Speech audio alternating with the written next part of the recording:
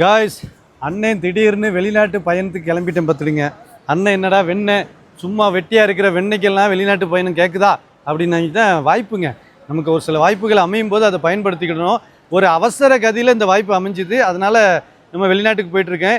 கூமாப்பட்டி மட்டுமே பார்த்துட்ருக்கேன். நான் வெளிநாட்டுக்கு போய் வேறு ஏதாவது வெங்கப்பட்டியை பார்க்க போகிறேன்.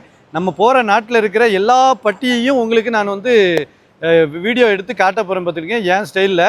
கண்டிப்பாக இதை பார்க்கணுன்னா மறக்காமல் நம்ம வீடியோவை வச்சு சேனலை சப்ஸ்கிரைப் பண்ணிக்கிடுங்க. இன்ஸ்டாகிராம்னா ஃபாலோ பண்ணி வச்சுக்கிடுங்க. இப்போ இன்டர்நேஷ்னல் டெர்மினல் 2ல் இருக்கிறேன் பார்த்துக்கிடுங்க. இன்னும் ஒரு மணி நேரத்தில் நமக்கு ஃப்ளைட்டு.